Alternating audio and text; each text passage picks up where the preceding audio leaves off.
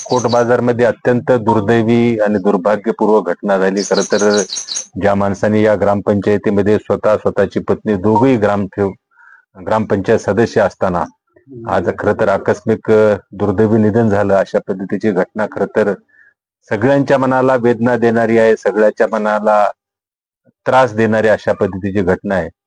दुर्दैवानं त्यांचं निधन झालं। मी परमेश्वराला एवढंच म्हणेल की त्यांच्या आयुष्याला शांती होणं, अशा पद्धतीची घटना या पुढच्या काळामध्ये होणार नाही, अशाही पद्धतीचं तहसीलदार किंवा त्याच्या सर्व अधिकाऱ्यांनी तालुक्यामध्ये कुठं कुठं सर्वेक्षण करून जमिनीच्या याच्यावर जे बांधलेले घर आहेत, तर मला असं वाटतं त्याचं सर्वेक्षण करून त्याची पुढच्या काळामध्ये अशा पद्धतीच्या घटना टाळता येतील, अशाही पद्धतीच्या सूचना खरं तर आपल्या सगळ्या अधिकाऱ्यांना दिलेल्या आहेत।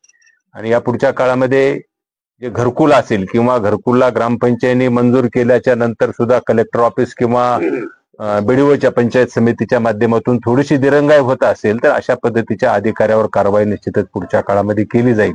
म्हणजे गरीबाला लवकरात लवकर घर मिळालं पाहिजे, अशा पद्धतीची भावना खरं तर या निमित्तानं आहे। ही घटना आपल्या सगळ्यांच्यासाठी खरं तर एक धडा आहे, लक्षात ठेवा। अशा पद्धतीच्या घटना तालुक्यामध्ये होणार नाहीत की निश्चितच या पुढच्या काळामध्ये काळजी घेईल। तर इथल्या सरपंच आणि ग्रामसेवकांच्या बरोबर मी जेव्हा चर्चा केली तर ह्यांचं घरकुल हे मंजूर आत्ता झालं होतं, त्यामुळे घरकुलची प्रोसेस ही ग्रामपंचायतीने पुढे प्रस्ताव पाठवला। मला असं वाटतं की ह्या टीमनं अत्यंत चांगलं काम केलेलं आहे, म्हणजे या टीमला 1% दोष देण्यामध्ये काही अर्थ नाही। परंतु जिथं जिथं काही अडचणी आल्या पुढच्या काळामध्ये खरं तर पंचायत समितीच्या लेवलला किंवा कलेक्टर ऑफिस मधून ज्या अडचणी निश्चित पुढच्या काळामध्ये येतील तेही निश्चित दूर केल्या जातील।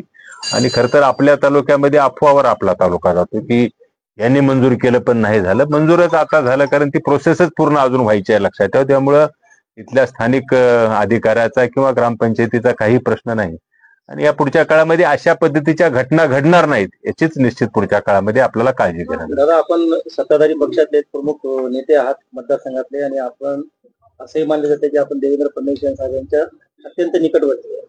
मुख्यमंत्री सहायता निधीतून या कुटुंबाला काही मदत मिळते? मी म्हणूनच म्हणलं की जो कलेक्टर ऑफिसची उद्या मी राहुल करडोलेंशी कालही बोललो होतो, आजही ते बोललो, उद्या ते ऑफिसला आल्यानंतर मुख्यमंत्री सहायता निधीतून काय मदत करता येईल किंवा शासनाच्या माध्यमातून या कुटुंबाला या पुढच्या काळामध्ये उघड्यावर पडू देणार नाही एवढी काळजी निश्चितच सरकारच्या माध्यमातून आम्ही करूया।